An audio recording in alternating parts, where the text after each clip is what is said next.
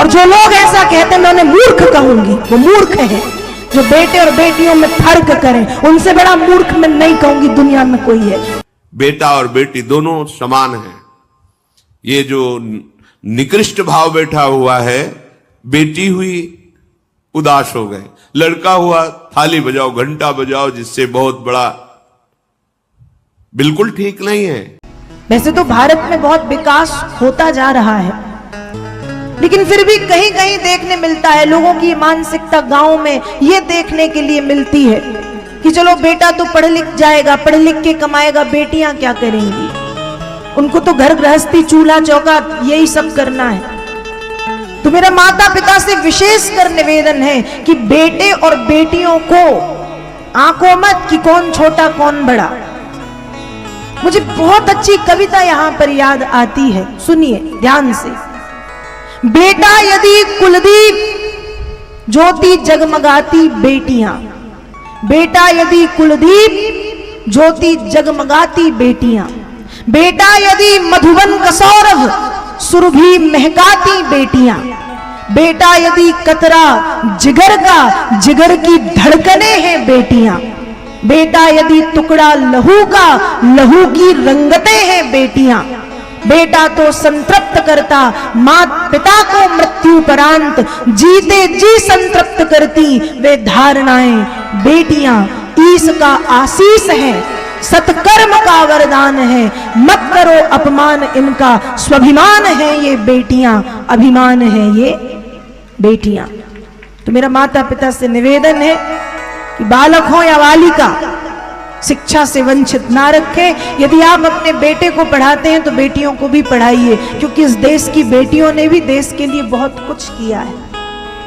मैं बहुत ज्यादा दूर नहीं जाऊंगी कि इस युग में और उस युग में, मैं कलयुग की ही बात बताऊंगी। सन 1857 हम सब ने पढ़ा है, सन 1857, सन 1857 की क्रांति सबने पढ़ी है कि चमक उठी सन 57 में, वह तलवार पुरानी थी, बुंदेलो हरगोलों के मुख हमने सुनी कहानी थी, खूब लड़ी मर्दानी वो तो झांसी वाली बोलिए रानी थी, सिंहासन हिल उठे राज वंशों ने भ्रकुटी तानी थी, बूढ़े भारत में आई फिर से नई जवानी थी, खूब लड़ी मर्दानी वो तो झांसी वाली रानी। इस देश में बेटियां भी ऐसी हुई हैं, यदि देखा जाए लक्ष्मीबाई, वीरांगना दुर्गावती, अवंतिका बाई, और ज्ञान के विषय में देखा जाए तो मंडन मिश्र की पत्नी हुई हैं, जिन्होंने भगवान आद्य शंकराचार्य को शास्त्रार्थ में परास्त किया था। दक्षिण भारत, मंडन मिश्र की पत्नी, भगवान शंकराचार्य हार गए थे सामने, उनके ज्ञान के सामने। तो यदि देखा जाए तो बेटियां भी बहुत कुछ कर सकती हैं, इसलिए लड़कों को सिर पर मत चढ़ाओ। लड़के और लड़कियों में कोई फर्क नहीं है, ये सिर्फ कोरी बातें हैं कि बेटा वंश बढ़ाएगा। अरे तो उसी पेट से तो बेटी पैदा हुई है जिस पेट से बेटा। यदि बेटा वंश बढ़ा सकता है तो क्या बेटियां वंश नहीं बढ़ा सकती? उसी माँ के पेट से बेटा होता है और उसी माँ के पेट से बेटियां होती हैं, कोई फर्क नहीं है। और जो लोग ऐसा कहते हैं मैं उन्हें मूर्ख कहूंगी, वो मूर्ख है जो बेटे और बेटियों में फर्क करें। उनसे बड़ा मूर्ख मैं नहीं कहूंगी दुनिया में कोई है। बेटा और बेटी दोनों समान हैं। ये जो निकृष्ट भाव बैठा हुआ है, बेटी हुई उदास हो गए, लड़का हुआ थाली बजाओ घंटा बजाओ, जिससे बहुत बड़ा, बिल्कुल ठीक नहीं है। ये बेटा होता किससे है? बेटी से ही होता है। तुम किससे हुए हो? किसी मां से हुए हो। वो क्या थी? किसी की बेटी ही थी। कैसी मूर्खता छा गई है, गर्भस्थ बेटी की कोई परवाह न करके उसको, ये क्या है? कितने राक्षस वृत्ति में आ गए हैं हमारी। राक्षस भी अपने बच्चों को नहीं खाते। कितनी राक्षसी बुद्धि। हम सुंदर दिखना चाहते हैं, समाज में सम्मान पाना चाहते हैं, और पाप कर्म कैसा? बेटी है गर्भ में, हत्या करा दो, नहीं चाहिए। तो बेटा कहां से पैदा होगा? वो किसी की बेटी से ही तो पैदा हो रहा है।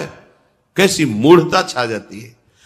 वैसे भी शास्त्र में स्त्री हत्या करना बहुत बड़ा महापाप कहा गया है। फिर भ्रूण हत्या, गर्भ हत्या, गर्भस्थ शिशु की, उसमें भी कन्या, सर्वनाश। इसके बाद फिर रोते हैं, हमने कौन सा पाप किया, भगवान ने हमारा पुत्र छीन लिया, कौन सा पाप किया, भगवान ने ऐसा कर दिया।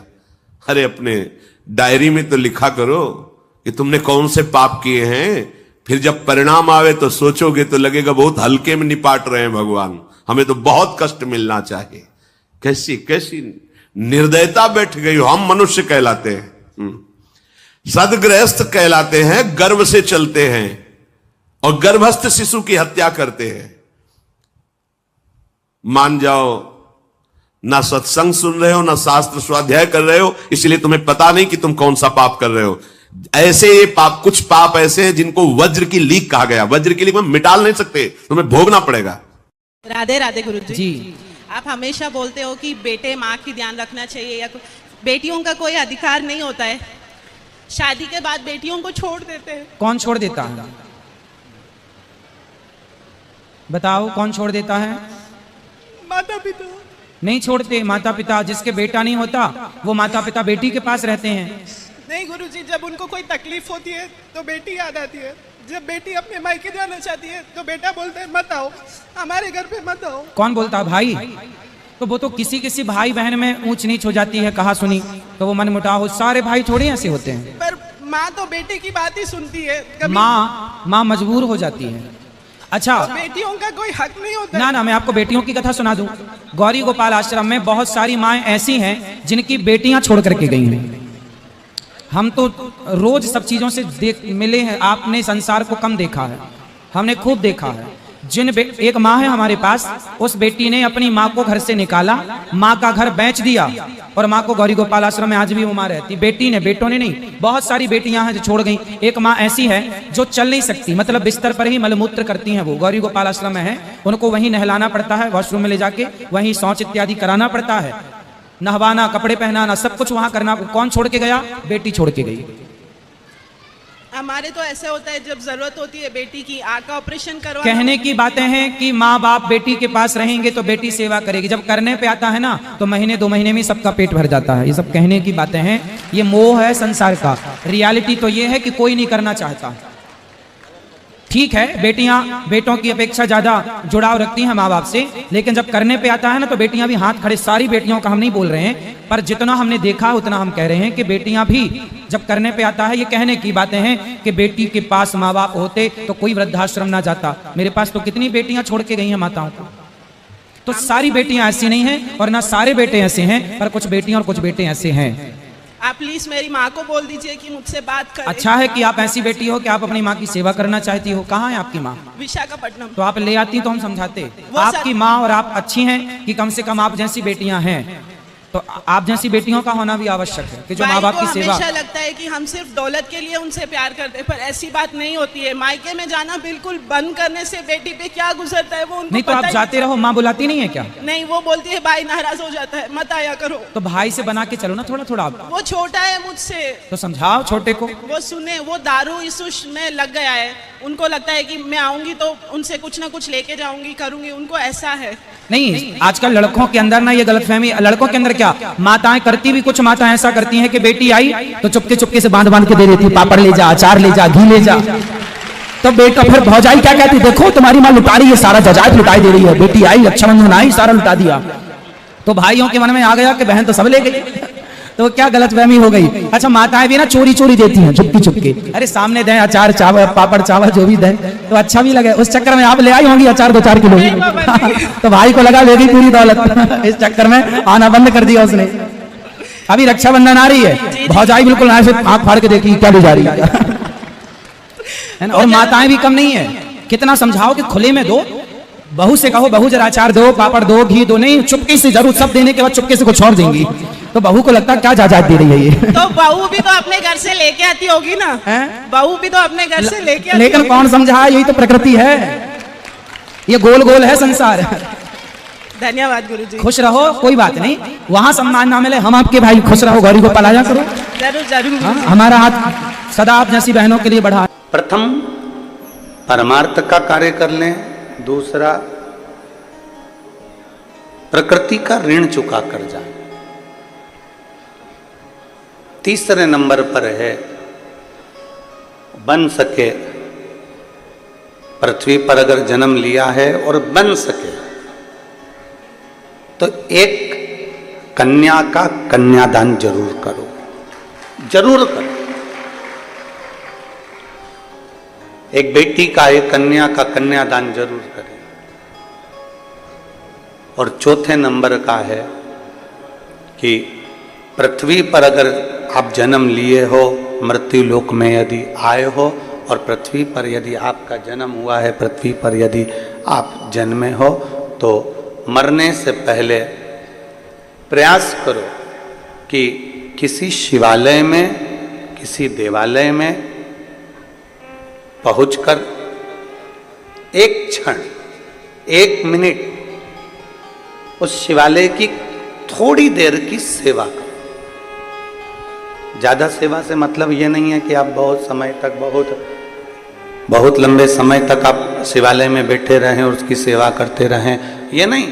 एक क्षण की भी अगर आपने सेवा करी है किसी शिवालय में, किसी देवालय में, तो आपको उसका फल प्राप्त हो। आप कल्पना करके देखिए, सम्राट की, महाराज की, राजा की पुत्री बलकल वस्त्रों में अपने पति के साथ चली गई, कहां? वन में। और वन में चित्रकूट में जब जनक जी महाराज को सीता जी मिली होंगी, और उस समय सीता जी ने क्या कहा होगा? आज के पिताजी को आज की बेटी मिल जाती, अपने पति के साथ कष्ट पाती हुई, तो पिताजी आज के क्या कहते? सीता मां ये साधारण पिता की बेटी नहीं थी, वो महाराज जनक की बेटी थी, और वन में थी, कष्ट पा रही थी, झोपड़ी में रह रही थी, महलों में रहने वाली, जिन्होंने कभी भी पृथ्वी का स्पर्श नहीं किया अपने चरणों से, वो पृथ्वी पर स्वयं चल रही नंगे पैरों से अपने पति के साथ बलकल वस्त्र धारण किए हुए हैं, झोपड़ी में जीवन व्यतीत कर रही हैं। और जब जनक जी मिले चित्रकूट में, तो एक बात उन्होंने अपनी पुत्री से कही, पुत्री पवित्र किए कुल दो। हे सीता, तुमने दोनों कुलों को पवित्र कर दिया, धन्य कर दिया, और आज दोनों कुल महान हो गए, क्योंकि तुम जैसी पुत्री मुझे मिली और तुम्हारे जैसी बहू रघुकुल को मिली। यह है राम कथा जो हमें जोड़ती है। क्या करती है? एक और बात सीख लीजिए, सुख में तुम्हारा साथ देने वालों की कभी कमी नहीं होती। जब आप अच्छे पद पे हो, अच्छा धन जेब में हो, अच्छी तरीके से तुम्हारी जवानी जोश में हो, उस समय तुम्हारा साथ देने वाले की कोई कमी नहीं। सही माने में परीक्षा तब होती है जब तुम्हारा समय बुरा चल रहा होता है, और तब तुम्हारे साथ खड़ा हो जाए, वही तुम्हारा अपना सगा है, वही तुम्हारा है। हां या ना? जवाब दो, हां या ना? विपत्ति काल में तुम्हारे परिवारी जनों की परीक्षा होती है। इसलिए रामचरितमानस में लिखा है, धीरज धर्म मित्र और नारी आफत काल परखिए जाए। तो जितनी भी बहन बेटियां यहां पर बैठी हैं, अपने पिता का सर मत झुकने देना।